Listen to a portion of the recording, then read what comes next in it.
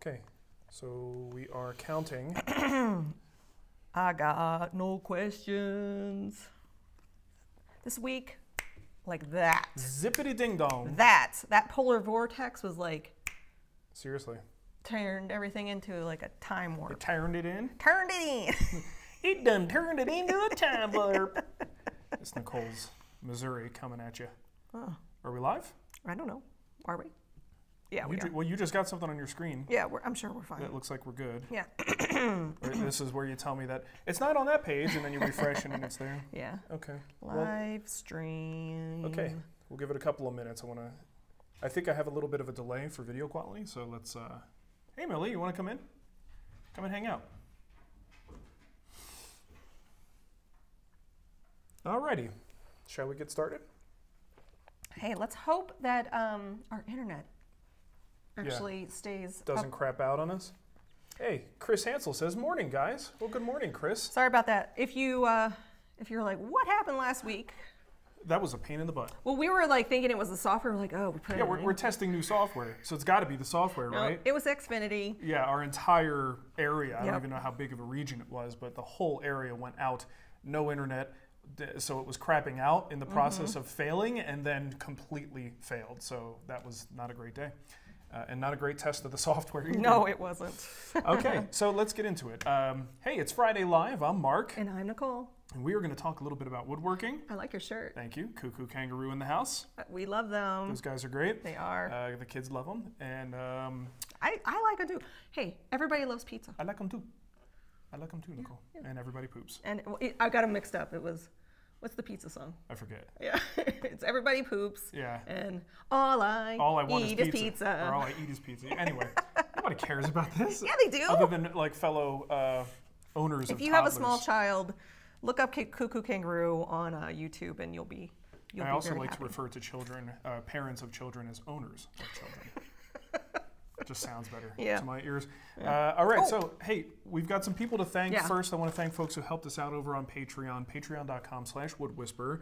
Got a couple new patrons here: Patrick Garman, Average Joe, Scott Maxwell, Austin Jones, Sean Harrison, and Anthony Fisher. Thank you so much, everybody, for helping us out. Thank you. We really appreciate it. And if you want to help out too, you can go to patreon.com/woodwhisperer. And we are planning an evening show next Friday because that's when my mom's going to be here and she can watch the kids. That's great. Yeah, it's tricky with the babysitter situation. She can't get here till later, so the evening shows are a little bit hard.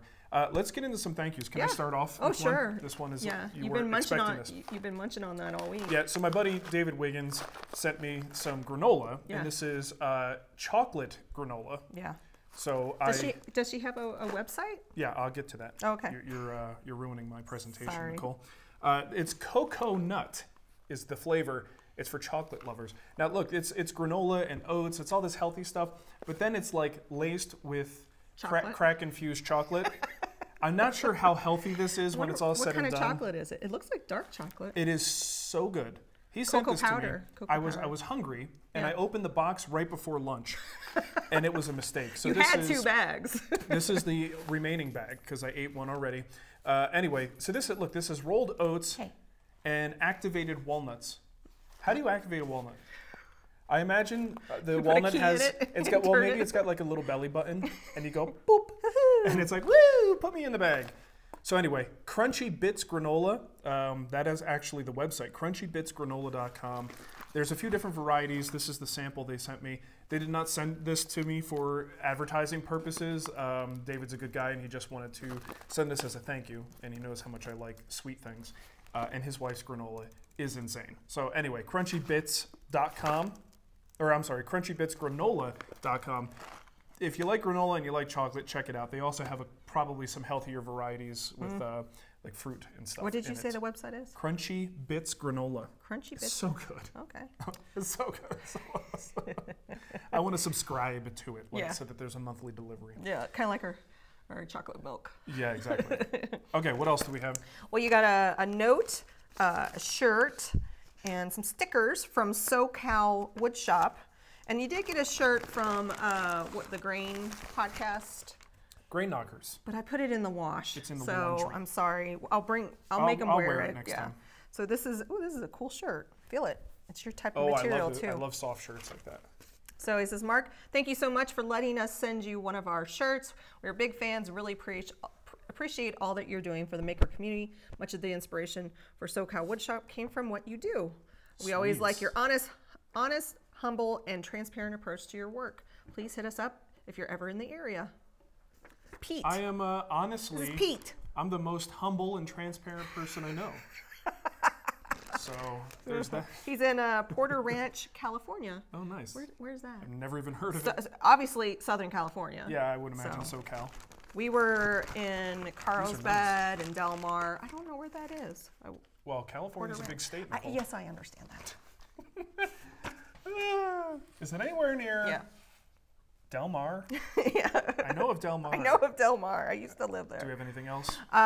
Shall we get to the good stuff? Yeah, we'll get to the good stuff. Oh, well, should we? I shouldn't say that because it implies that the stuff we just did isn't the good stuff. I know. But it is the good stuff. It's all good. I have something great to share. Boy. So. Oh, let me do the bowl announcement real quick before we get to that. This is the last day to get in on Ashley Harwood's bowl turning series. I want to show you a little bit of what you can expect. It's in pre-order right now, which is when it's in pre-order, that's when you can get the biggest discount, especially if you bundle it with a couple other projects. It's like 40%, right? Up to 40% off. And after today, it's going to go into regular pricing, which means I think the maximum you can get is like 20% off. Or I don't remember. Yeah, I can't remember. I just made the prices, but I don't remember them. So if you want to get in on this, now's the time. Do not delay because it's never going to be cheaper than it is right now. I want to show you a little bit here, and hopefully everyone can still hear me and see this as well. This is the actual Guild website. Hang on, I clicked the wrong thing. There we go.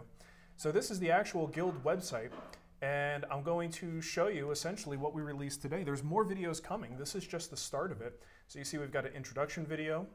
Let's jump to the tools and sharpening. This is so good, you guys. The videography I was able to do. It's amazing when you're behind the camera and not always worried about being in front of the camera at the same time. It's amazing what you can do. Let me give you a little preview of some of this action. Let's talk for a minute about the tools that I'm going to be using to make a bowl.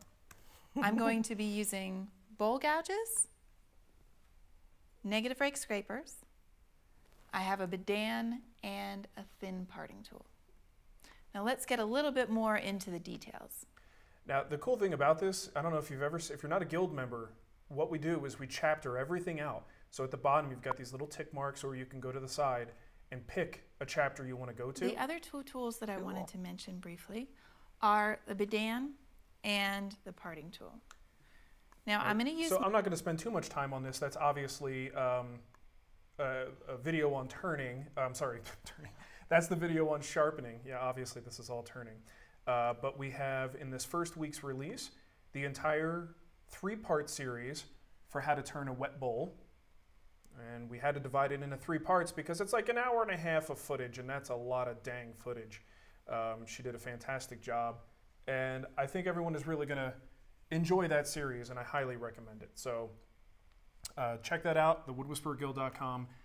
Get in there now. And all throughout February, every Friday, we're going to be releasing more videos in the series until it's done. Okay? Cool. All right, so you have something you wanted to talk about too? Yeah, so I had hinted, you might have remembered, I hinted about something big coming to the giveaway page, and I can officially announce it. So if you head over to thewoodwhisperer.com/giveaway, we're giving away a Powermatic PM 2000B table saw and the newly released sliding table saw attachment. You know what I was going to do? What? I was going to spit coffee. Do like a whole spit take. What? And then I just couldn't time it right. No. And I figured if I did it in this direction, direction, you're going to like short everything out. It wouldn't go well. And I'm thinking, well, can I go this way? But wait, I have furniture parts over here. That, I don't know, if anyone wants to rewind that and look at my brain.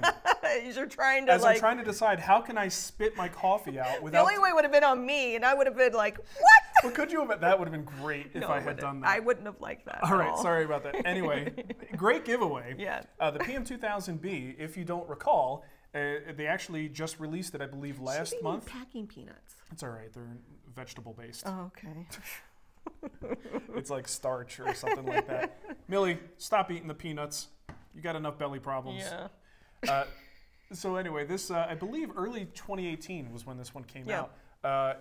And I went to Tennessee to film. You guys remember that? That was a good time. Let me show you. Let me show you one of the videos. Powermatic is a symbol, really a 90-year-old standard, deeply rooted in the tradition of providing generations of expert woodworkers with the tools and confidence needed to create and inspire. We push the limits of imagination to deliver superior equipment. Equipment that is as ambitious as the men and women who depend on us. Our standard is excellence. So this the gold is that standard. the 3000B or is that the 2000? That's why we are proud to introduce. Both of them, well, there's the 2000 and the 3000. So anyway, I just wanted to do that because I thought it's a funny video with me in it and me going in slow motion, which is you know, that's generally how I do my woodworking. So this is open to U.S., Puerto Rico, Canada. That's it. That's all I can do. Okay. Good to know. And what else? Anything? So you mentioned a slider, right? Yep, the so slider. The slider is a new thing that they just released. Today. Basically, and it's, if you've seen sliding attachments before, this is not too out there. It's basically something that attaches to the left side of the standard table saw, allowing you to make very good, you like how I just slapped that right in front of us? To make you really, basically take the place of any kind of cross-cut operations. They're really good for large panels. So you could see in this example, there's a pretty big piece of material there. Yeah. And a really long piece of material. Mm-hmm. You can make nice square cuts. Kind of gets the most out of the saw. This is one of those things, I get a lot of questions about why do US saws not feature sliders? Like in Europe, they're all sliding table saws.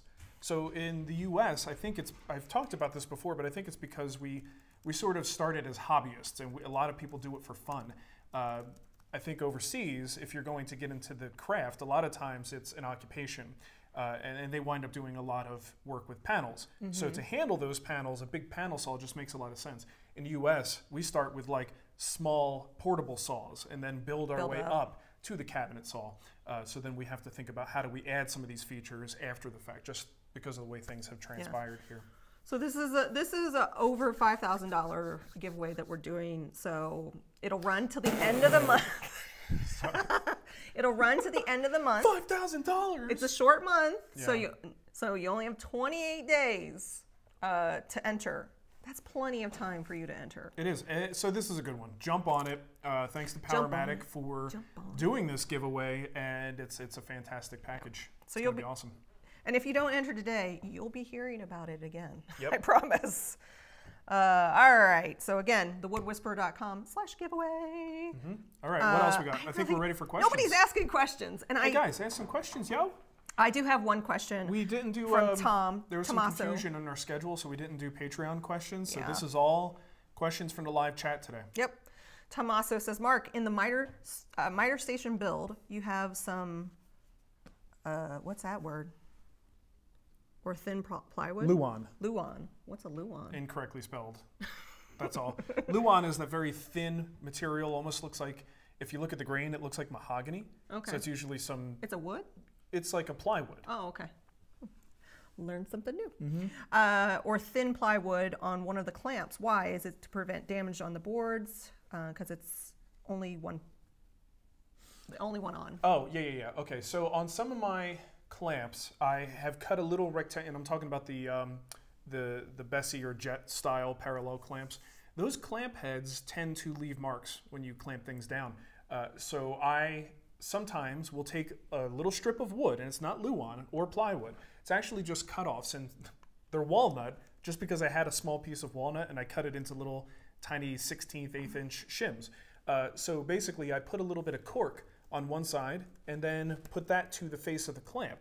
So rather than having to put cauls to prevent denting, I actually have those on some of my clamps. They're already on there. And I'd like to actually do that to all of my clamps at some point. I just haven't had a chance to do it. So I think what probably happened was one of the clamps that had the caul pre-attached was used in that glue up, and I think it's all a plywood project, so I'm not too worried about denting or anything like that.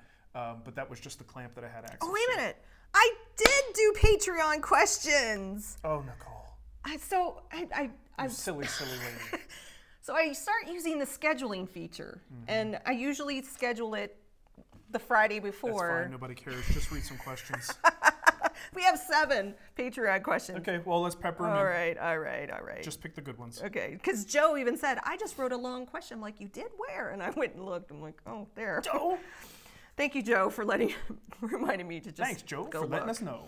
Terry Carter, good morning from colder than Antarctica, Illinois. Yeah. I'm having to replace my Grizzly 12.5-inch planer. It's 15 years old and have the budget for a Powermatic like you have, and wondering what to expect with setup or any problems to watch for. Thanks. Still love the show. There's really not a whole lot. I mean, what's he going from? A 12-inch. Okay, so I actually find the bigger planers to be a little bit easier to deal with. You know, adjustments I find to be easier. You got more space to work should you need to make adjustments. If you're lucky, and this doesn't always happen, but if you're lucky, it will be fine right out of the box, and you run stuff through, and it's a beautiful experience. If you're not lucky, then you might have to make some adjustments. You got to make sure that the tables are, you know, in a single plane, right? So you're going to get a straight edge, pop that on the table, and as you attach, I'm not sure if they ship them. They probably don't ship them with the in-feed and out-feed beds attached, so you're going to probably have to attach those, make sure they're nice and flush. Some people actually try to angle them up slightly to help reduce snipe if that's an issue. But essentially, you're going to have to run some stuff through and test it. See if it's taking even amounts off of both sides of the head, letting you know that it's not angled in any way. And then also see if there's any snipe. If there's snipe, now you got to go down that investigative path to see if there's a way that you can... It never gets old. if you can adjust that out. And you know, sometimes you just have to live with a little bit of snipe and just kind of deal with it. But I mean, ultimately, the setup process, it's in the manual. That's the good thing. A lot of the adjustments and things, this is one of those cases where you want to RTFM, as they say. Read the manual. Just to make sure that you go through the process of the setup. Then that's really about it. Now, once you get into actually troubleshooting, there's a whole mess of things that you need to do in terms of like adjusting the distance between the cutting head and the chip breaker and making sure that that's exactly what it's supposed to be, which is fun. If I did a video on it, I would call it fun with a dial indicator, which is not fun at all. But that's probably the level of stuff you're going to have to do for it. So. But just give it a shot. Hopefully you'll get lucky and it won't need adjustments. Scott Harmon said, if you were a power tool, Mark, what would you be? I'd be a domino.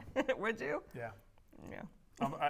Family show, I'm going to leave it at that. Okay. But some of you guys know what I was about to do. Mason says, back at last week's questions, we almost got to, what is the best finish for outdoor projects that for where they will be in hot, dry summers and cold, wet winters? Didn't we?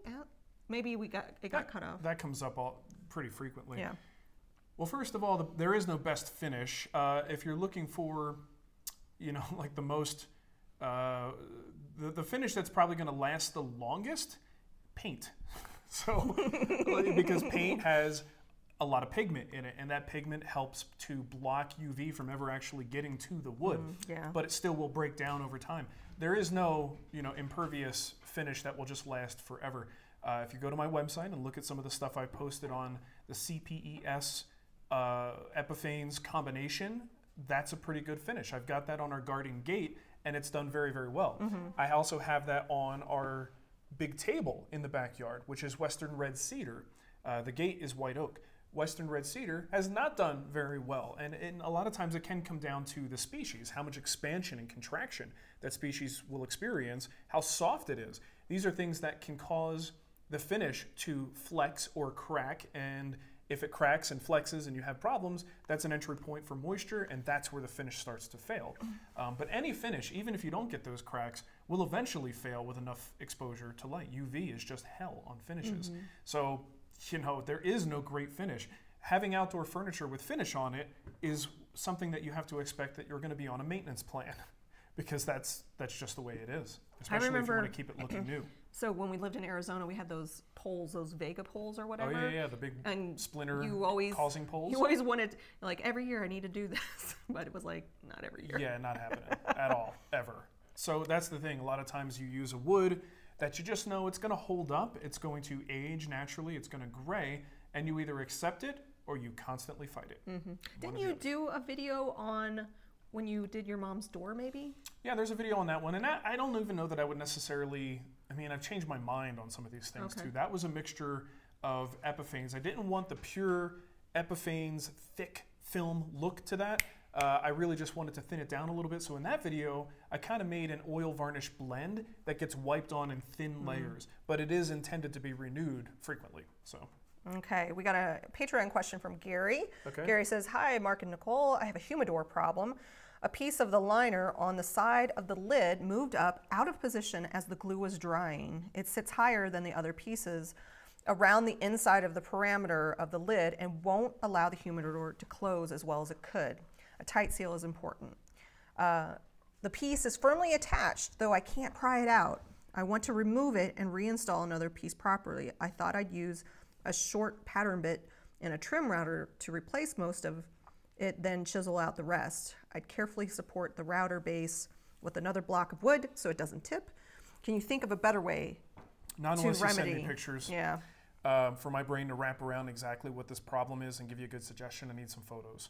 So if you want to email me some photos, I don't know, can you post photos in Patreon? I think you can. I might not see it though if he does it there. If you just shoot me an email, I'd be glad to give you some suggestions if there are any better suggestions, but I need some visuals. Yeah, I'm pretty sure. Sometimes these questions, and it's not your fault, it's the nature of woodworking and thinking in terms of projects. Yeah. Sometimes I get a description at I thought he did a 10:30. great job. No, I he did a actually, fantastic I job. understood it, which is But it's 10:30 in the morning. Yeah. I'm not done with my coffee yet, right? It's up here that's the problem. It's not him that's the problem. I think what you're thinking sounds good. Nicole says Whatever it's that fine. means. So just, go for it. She's all for it. Mike Davies, hey guys, I hope things are good. I think I'm scared of hinges. Every time I think about making something with hinges, I try to figure out a way to make it without them. I like your style. Then I just don't make it at all. They're weirdly intimidating to me. Can you help? Maybe a few tips on how to choose what kind of hinge for what kind of project, and point me into the direction of some installation videos to take the intimidation factor out of them. Okay, well, there's an installation video on my website.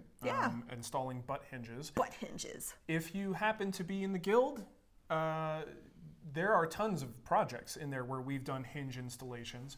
And I'm sure there's projects on the free site as well, where we've done a few different types of hinges, from piano hinges to those sauce hinges, which are the ones that are very, very heavy duty. That was in a gadget station. Hinges, and this is where I try to encourage people to do a little bit more manual joinery.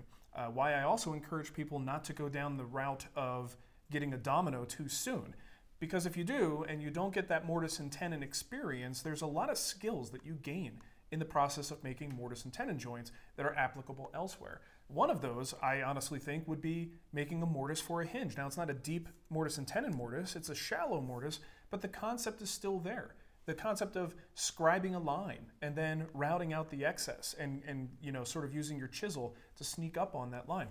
These are skills that are great to have, and if you take that away by getting a shortcut tool, which is what the domino is, it's a beautiful shortcut tool, but if you go for that, you sort of lose that stuff. So, and not to get on a soapbox, but that's what this reminds me of, why we need to have these skills and hand skills. Because in cases like this, where you've got a simple, shallow mortise, you have someone who's intimidated by that. Well, bottom line is you just need to make more mortises and get comfortable with it. So look up some of these videos. I can't do the whole installation here and show that to you, but ultimately, it's a matter for me of, you got two ways to do it. If you have a lot to do, or you do these frequently, you may just template it out, right? So if you have a template, you could use your router, and it becomes as simple as, if you could line up the little template and jig, put your router in place, you don't even have to think about it. It will buzz through, then you just square off your corners. Most of the time I do these things one-off. So I'm going to use the hinge itself as my template by putting it on the workpiece where it needs to go and scribing around it. Then I'm going to route away the excess, and you probably want to add a little extra support to your router because chances are you're going to be on a skinny workpiece. And then you want to chisel back to that line. If you can master that skill, and it's not that difficult, if you can master that, hinges just won't be that much of a problem. Hopefully, that if you look at some of the videos that I suggest, there's probably tons of videos on YouTube on this. Hopefully that will demystify it for you and help you get over that fear. Also, it helps, I'm going to plug Brusso here, they make very expensive hinges, but the reason they're expensive is because they're pretty much perfect. Hinges, if you buy the cheap ones, the thickness, number one, a lot of times is very thin, so it's actually a little bit more difficult to install because they may be inconsistent. They may not be dead flat. So even when you do everything right with the mortising, you go to put that thing in there, and now it doesn't fit properly. Brusso's hinges and other high-end hinges will generally be uniform thickness. They'll be thicker, which gives you more, room to work. And then when you install them, they're just perfect, right? So I think stacking the cards in your favor with a good quality hinge is also really helpful. Justin has a Patreon question. Hi, Marc. What about me? You're just my helper, Nicole. I know. My lovely assistant. I'm just giving a hard time. You're the Vanna White to my Pat Sajak, baby. I know in the coming months you've got thousands of books that need to be signed. Are you starting to do strength training for your hand? We don't want you to end up like Jerry after he signed all the checks from the super terrific happy hour. Yeah, it's something where like I don't have the new book yet, but I do have the hybrid books here, hybrid woodworking. And there are boxes everywhere in my house. So what I'm doing is slowly but surely I try to do like a box a night. Yeah. I take a box out, sign 20, put the box away, and at least the hybrid woodworking books will be pre-signed and ready to go so that when the new book arrives, I just have that lot of books to deal with and sign. Yeah, it really was dumb of me to make that promise. Yeah. At the same time, I pride myself Yeah. in the fact that pretty much every book we have ever sold has been signed by me personally, and not, we even bought a stamp. Do you remember that? Oh, I still have the stamp. We bought a stamp once, thinking this is impossible for Marc to do. And I tried it, and it was fine, but you could tell it was a stamp. And I'm like, who wants that, right? Why bother? Like, if you're not going to do, I would rather give a book with nothing in it than a disingenuous stamp that's like, I don't have enough time to sign your book. So yeah, I've signed them all. Stephen King is one of my favorite authors, and there was a time where he probably doesn't do it anymore, but the rumor was if you sent him your book, he would sign it for you. Yeah, I mean, it's great to do if you have the time to do it, and if you don't have the time, then don't do it. Leave it blank, because a stamp is not a signature. Sly, speaking of the book, he says, has Marc decided whether you will offer a hardcover version? I think that's Syl. Oh, is it? You're thinking of Stallone? Sly Stallone. You just moved the L and the Y around? I just transposed it. Okay. I do that sometimes. Did he go, hey, Nicole? He's got the, Adrian. Yeah, Adrian. Let me just read this stupid question, okay? Are you going to offer a hardcover version of the book or not? How about a version that lets you lay it flat on the table and help use it in the shop? Well, does the flat one do? At the very least, you could use these things to prop up a leg on a table. Yes. That's one of the other sort of unpublished uses for the book. Yeah. Well, That's as of yesterday...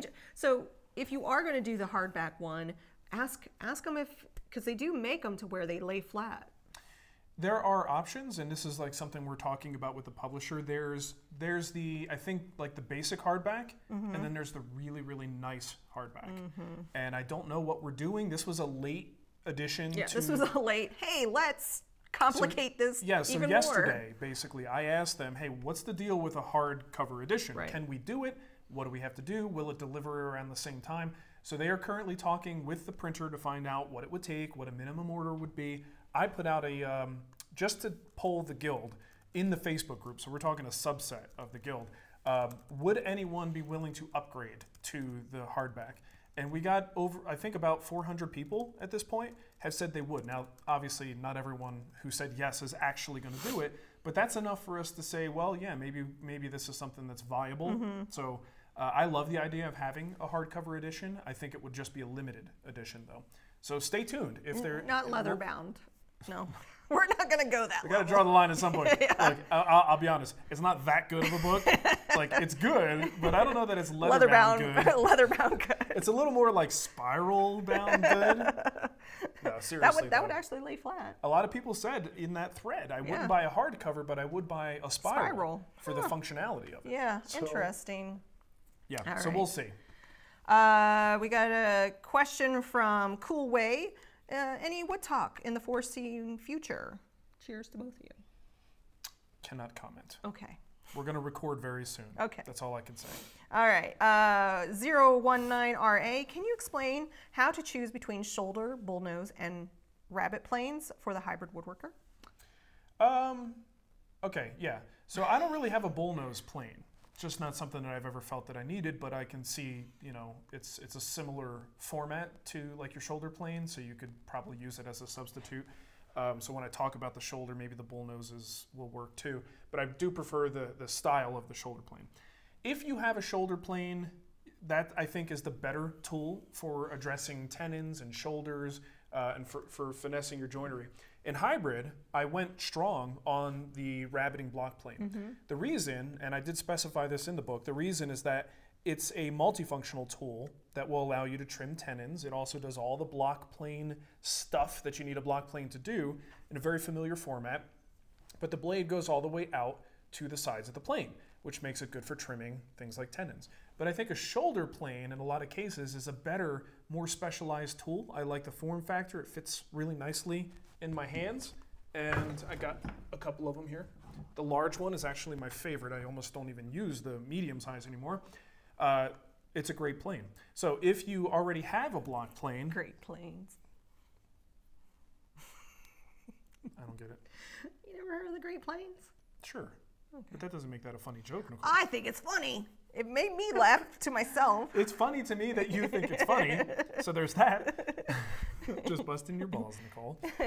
Okay, so if you already have a block plane, I don't really see a reason to get the rabbiting block plane, right? That's when you want to get the shoulder plane. And I think going with separates is the better way. But if you're just starting out, sometimes getting, you know, like a low angle jack plane, a plane that does more than one thing, is a more cost-effective way to get things done. So that's my thoughts on that.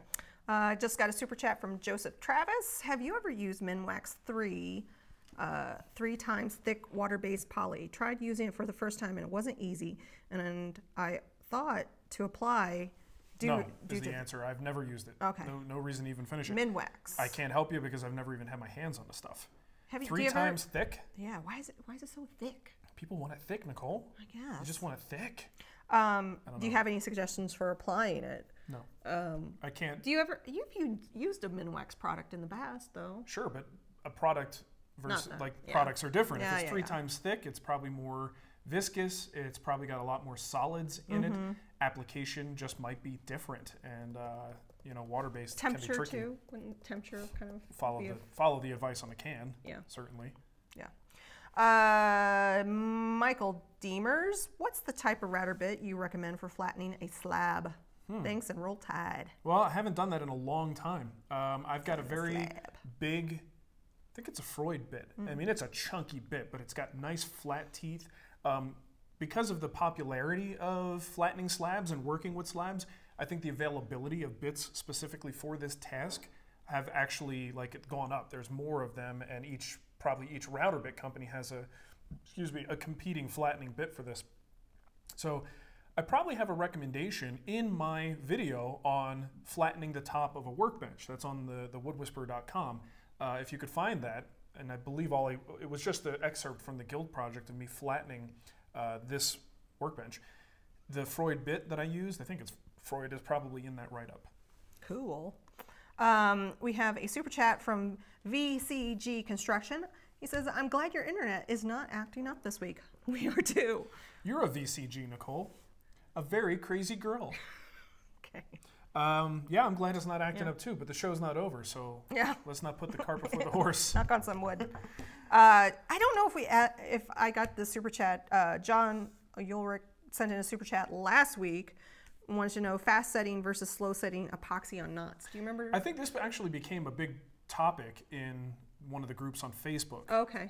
As well, with I think it was John asking. Yeah. I did answer it. Okay. I believe last week, but I can answer it again. I prefer slow setting. You can use the fast stuff, but I think if the temperature in your shop is low, it's going to make it even thicker and harder for it to sink down, but you might be able to hit it with a heat gun to allow it to kind of penetrate a little bit further, get some of those bubbles out. I like the slow setting because it's usually looser and it will get down further into those knots and cracks. I just find it to be the better product for that purpose, but that doesn't mean you can't use like a 5 or 10 minute epoxy. We have a Patreon question from Average Joe. Joe was actually the one that told me he wrote this question. Joe! Made me go to Patreon. Word. Hi, Marc and Nicole. I have been given permission from my wife, and I am fixing to start the process of swapping out half of my garage to a workshop area. Cool. I live just north of Denver, and the garage has a fairly decent angle to it for water running out. So it's talking about the floor. What's the best way to get a workbench set to the wall and level? I was thinking of using a ledge that runs along the wall to stabilize the rear of the bench. It is the front that I'm curious about, though. Would it be best to use some adjustable feet or something along the lines of a multiple 2x4 legs and shim it to the front? I have no intention of moving the bench once it's finished, and I want to incorporate drawers and shelves for the base, in the base for storage. There you go. Well, oh, thanks. He says for the Horde since 2008. Nice. Not us. We were for the Alliance. I am the Horde. No. You were Alliance. We were Alliance for a long first, time. But and then all your friends were on a Horde server, or on a server I've been on a a Horde Horde. side. I've been You're Horde like, side. I'm Horde now. I've been Horde. I'm ashamed longer than Alliance. Of being from Stormwind. Is what you used to say. I'm not from Stormwind. Okay. Well, I think this is a kind of a matter of preference. You definitely are on the right track. You want to be able to prop the front of it up because the slope is going this way. I like the idea of some kind of a cleat along the wall that you can anchor to. That makes perfect sense. It's nice and easy to level that cleat first and then have the bench sort of attached and either attached with screws up into the bench or some other method. But I think you're on the right track there. If you expect it to change, you know, leveling feet might be nice because then you can make slight adjustments to it. I know my garage floor is moving constantly. Sometimes I feel like I can feel it moving, but I'm getting a lot of crazy stuff happening. So it's made me realize that if I had a situation like that, I actually might want to be able to move it in the future. But ideally, it's not moving very much. In which case, you could just level it however you want, whether it's with shims or if you are building this thing yourself, simply take some of the necessity of shimming out of it by simply making your front legs longer. If you're never moving it and you're not putting it anywhere else, then if your front legs are longer, you can actually get it level and not have to worry about shims or leg levelers. You have to measure pretty carefully, but I think it can be done. That's probably what I would do is either shim or go with legs that are already long enough to compensate for that slope. There you go. Also, consider not putting your workbench against the wall. Usually having access around the full, all four sides of your workbench is the best way to utilize a workbench. Against the wall is very limiting. You may have spatial reasons why you need to do that, but if you haven't thought about it, I'm just throwing that out there. Think about pulling it away from the wall, and then you're going to want some way to level all four legs. John Williams in the chat just asked me, did I ever finish that table runner? So John sent me a table runner, and it's beautiful, and I just haven't had a chance. After Christmas, I just kind of went, whew. Yeah. You've also gotten distracted by your quilting. Well, the quilting took up my time, and then once I got done with that, because it was like tons and tons of blankets, and I was like, okay, I'm going to take a little break. Yeah. And honestly, I have a hard time when there's just too much mess, and right now, way too much mess in my makeshift craft room now. Yeah, it's a wreck down there. I just want to finish the walls. And I also am part of a PTA that I'm really busy with. But I will do it, John. We also have a super chat from James Rigo. Riggs. No, that's not James Riggs. No, it's James. You know what, Nicole? Put your glasses on. I'm trying to be nice, Mark, today, so I'm not putting glasses on. I have purchased 2 bottles of CA glue in the past, and neither one lasted very long after being opened. I've read articles on how to store these glues after opening, but none of these ideas seem to help. Do you have any suggestions on extending the life of the glue, or is this just to be expected with this type of adhesive? I wrote one maker of CA glue, and they suggested they sell their CA glue in smaller unit doses of packs of 10 or so. That would be interesting. Yeah, this way I could open a small container and then use it and have 9 others that are still sealed. You could always just buy crazy glue in those little teeny tiny tubes. Yeah, right? Yeah. Is crazy glue, is that CA glue? Yeah. Oh. Super glue, crazy glue, it's all the same stuff. Because you just did a video, the blue tape. Yeah, CA glue, blue tape trick. Yeah. So here's the thing. I don't know if maybe it's brand specific. I don't know that much about the chemistry of these glues.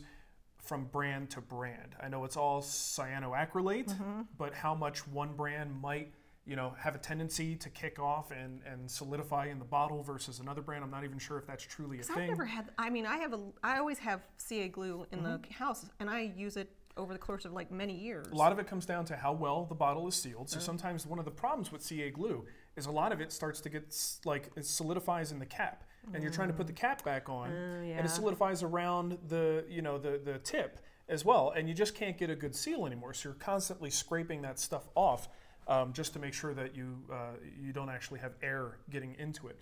One thing that we used to do is put, especially in Arizona, is if you had a small refrigerator, you put them in the fridge. That lower temperature, what screensaver? The lower temperature can sometimes be helpful.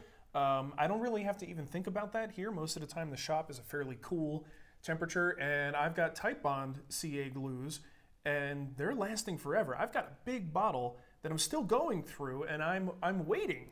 Someday I'm thinking I'm gonna go there and this thing's gonna be, you know, either gelatinous or completely solid, and it's just going strong. So again, I don't know if brands have any impact on this at all, but the only thing I've ever heard of people doing to lengthen the life and keep it fresh is to put it in the fridge. Yeah. Well, it's kind of cold out here. It's like a fridge. Yeah, it's a little chilly. And I honestly don't even know how effective the fridge thing is. I just know that that's what I was told to do. Yeah. When I used to work at the refinishing shop, he had a refrigerator, and he would buy his CA glue in bulk. But what kind of CA glue did he use? I don't know what brand it was. It wasn't Type Bond. No. But he would keep bottles of this stuff in the fridge to help keep it fresh. Yeah. And I don't know for sure if that works, but that's what we did. There you go. All right, I got one more Patreon question from David Wiggins. Crunchy Nuts, or whatever his name is. Crunchy Bits Granola. Hey, David, you may suggest Crunchy Nuts to her as a possible brand name. I'm going to guess that would be a pass. That's a hard pass. That's a hard pass.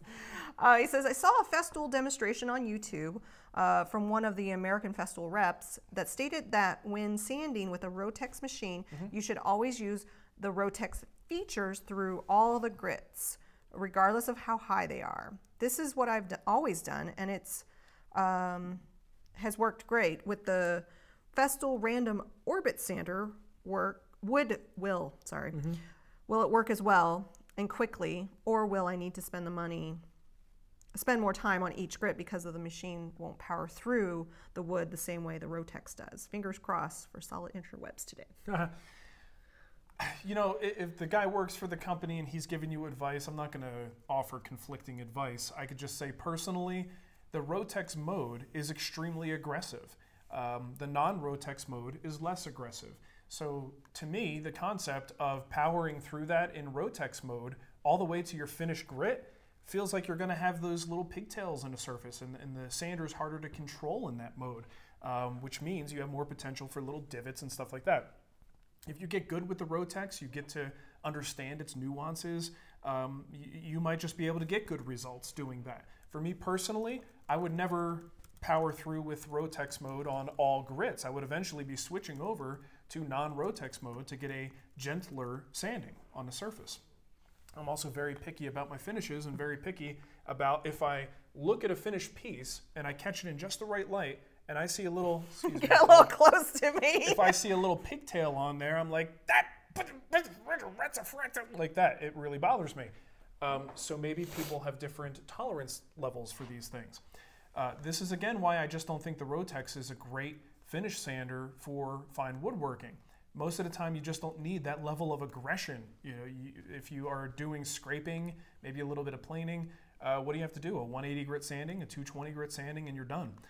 So to me, the rotex is just far too aggressive for most of the things I'm gonna do, and the form factor makes it a little bit hard to control. And a sander that starts to wobble is a sander that digs into the surface and creates problems. If I were a refinisher, if I were doing more rustic work and trying to get, you know, maybe old finish off of a piece of furniture, the rotex would be my best friend because it's super good at getting all that stuff off. So just my personal experience and opinion on that, but try it, man. I mean, if you don't see the difference and you sand through and it looks good to you, then you're getting better results than I would get. David followed up and said, since you're just now reading these, Nicole, please tell Marc to do a special edition of Essential Joinery that's spiral bound and has heavy duty pages so it lies flat in the shop. Thanks.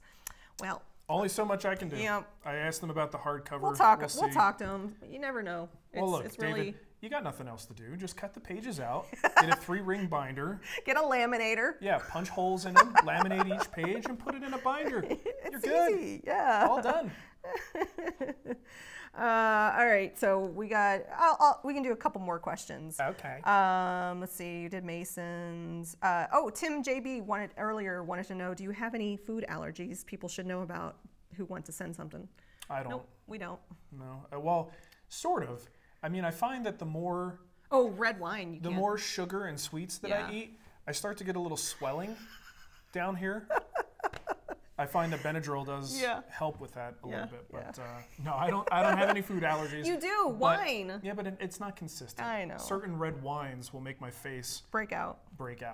Rash. And it makes it look like somebody like Nicole punches me, knocks me around when I drink red wine. He had also a question about router bits. Are there any style router bits that shouldn't be used in a router table?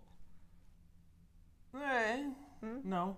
I mean, if you have the right size collet and you have a variable speed router to adjust the bit speed, whether it's in a router table or outside of a router, it doesn't really matter very much. You could pretty much use anything. All right. That's why they're called router bits, right? Yes. Yeah. But I mean, the router table's a different form factor. I can see where his head is going with that. But generally speaking, if you control the speed and it fits the collet, I don't see any reason why you couldn't run it. Justin Hill just did a super chat and said, bored to the head. We almost had a Tim Taylor, Bob Vila moment. Yeah. That would have been good. Let's see. Mark Rayner. When joining boards together, is there an advantage to using a domino over a biscuit if you are just using them for alignment purposes? Yes. I mean, depending on your biscuit joiner, the only biscuit joiner that I've seen that aligns boards on the level of the domino is the lamello. And part of it is accuracy in a tool, but also the lamello biscuits are just better material. When I was in Daryl Peart's shop, he uses a lamello. Now this thing is as much as a domino, which in my opinion, why the heck bother with a lamello? Just get the domino. Excuse me. But those lamello joints were super snug. So if you're doing alignment for a tabletop or something like that, the lamello was great. Does my Makita biscuit joiner provide the same results? Not really. I mean, maybe on a certain day if it's really humid and the biscuits have swollen, if they swelled a little bit, maybe. But generally speaking, the domino, hands down, strength aside, we're not worried about strength, right? But as an alignment tool, the domino is as close to perfect as you can get. So I wouldn't even put the biscuit joiner. Yes, you can use it for alignment, but my experience with the biscuits, they're in a different class. I mean, it can work, and it's better than nothing, right? Because if your boards are like slipping a 1/4 inch away from each other, at least the biscuits will lock you down to like probably no more than like a 1/16 discrepancy. I find that the domino locks you down to almost 0 discrepancy. Interesting. Yeah. I think I thought you would be interested in that topic, Nicole. I'm not used to you standing up. I was just realizing that you're usually you sit down. I was thinking maybe after the show, we could talk a little bit more about the lamello versus the domino. I don't even know what a lamello is. Is that a lemon drink? Yes, limoncello. Limoncello. Okay, what else we got? Josh Doolittle said, Mark, I've watched your video on setting up the parallelogram jointer. Do you have any tips for setting up a traditional dovetail style jointer? I haven't found any good videos on YouTube of the process. Yeah. Well, first, Josh, log into your router, turn on QoS. And then... This is an old joke. Okay, let's just... But it's a good one. Put it to bed. And then go to your joiner.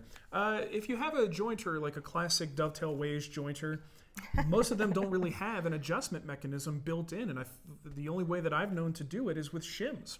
Old school way of doing it is to get like a Coke can, split it open, and then you have really thin shims of aluminum that you can use. That sounds like a dang nightmare to me. I don't want to do that. That's why I have a parallelogram jointer. But shimming is really the only way that I know of. But talk about a real hit or miss kind of process. The amount of effort it takes to get that shim in there, get things adjusted, and just kind of try to get those two into parallel planes, the in-feed and the out-feed table, is difficult. So I don't really have any great tips.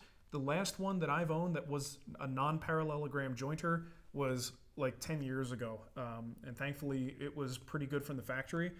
or at the time I didn't know enough to know that it was out, if it was.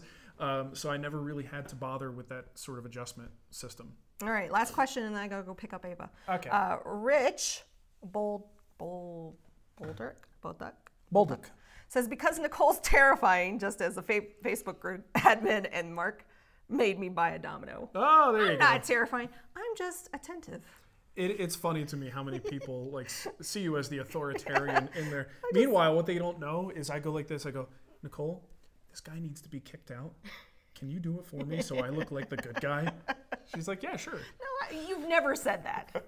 It never happens in the guild. No, it But doesn't. we kick plenty of people out of the community. the regular community group on Facebook. Because people come in going, blah. Oh, look at me. Oh, I'm online. I love when they insult you and then don't realize that it's my group. It's our group. Yeah, that doesn't happen that often, does it? Or maybe it does and you just don't tell me. I'm a shield. Yeah, you are. You are a shield. Don't mess with my man. Yeah, what she said. I will delete that. I will delete that so and fast. ban you. Okay, what else we got? Can we do a reverse super chat? I don't know what that is. No, I don't think so. You put the keyboard behind your back and you send $1.95 on over. Oh, hey, shout out to Ben. Ben, my home theater buddy. Oh yeah. He's in the hospital with a little bit of a blood issue. I guess apparently eating too much raw food on vacation. Oh no. So he's in the hospital recuperating. He's probably watching this right now. Ben. Heal up, Ben. Hope your platelets come back. Well done. Well, so, yeah, Nicole would like to order the well done sushi. I know. I'd like to have sushi, but can it not be raw? I told her we just went out for sushi. And I'm like, there isn't a time that I put a piece of raw fish in my mouth that I don't think of walking away with a giant 10-foot tapeworm in my stomach. I always think of the guy that was riddled with things in his body. Oh, from eating too much sushi, right? I know, that's all I think about. Yeah, so I'm like, shrimp tempura, sushi for me. California rolls, please. Cook it. All right, anything else? All right, I think that's it, and I gotta go get Ava. So get the little thank lady. you for hanging out with us. Yeah, thanks for watching, everybody. And hey, look, the stream worked. It's not the software; it was the internet, Nicole. Andy said you gotta read the other comments, Nicole. And, you know, it's all scrolling. Doing the best you can. Doing the best you can, guys. Look, we got a calendar with a date on it. What else do you want? Okay. All right, I think that's it, right? Yes. Mwah. Okay, have a great weekend. Yes. I think I might do a Instagram Q&A story thing like I did a couple weeks ago. That was kind of fun, like an AMA thing. And if you're watching this and it's still like negative whatever. It's like cold? Yeah, stay inside, please. It's like 55 degrees today in Denver. I don't know what your problem is, people. Clearly. It's fantastic here. Snow's melting and everything. All right, have a great weekend, everybody. Toodles. Bye. Now I got to stop this thing. You didn't use any of your features. Yeah, I did. I did all the video. I did images. Okay. What you talking about? Well, I was when the people talk and. Well, the problem is it's so. I pull. John Williams said power shield up.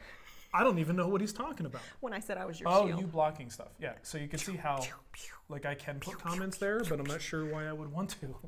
Oh, Free Guild Project. They're just not timed. Oh crap. Oh, Marc Rayner, good call, man. Free Guild Project. Just pick a name. Oh God. I'm gonna give it to VCG Construction. Very Crazy Girl Construction. Yeah.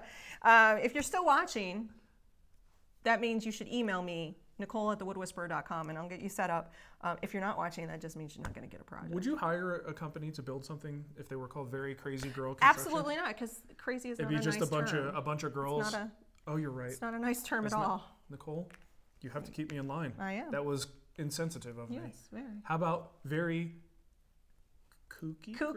That's spelled with a K, isn't it? I don't know. Okay, well. Cozy? Very Cozy Girl. I would hire a Very Cozy Girl Construction. Okay, anyway, enough of my stupidity. Have a wonderful weekend, everybody. Don't forget to go buy that project, Ashley Harwood's project, thewoodwhispererguild.com. Get your pre-order in today. And it's not really a pre-order because there's 5 videos sitting there for you. Yeah. Oh, there's 5? 5. Wow. I put 5 out. You went. That's right. All right. Okay, have a great weekend. Bye. Again. Finish. End broadcast.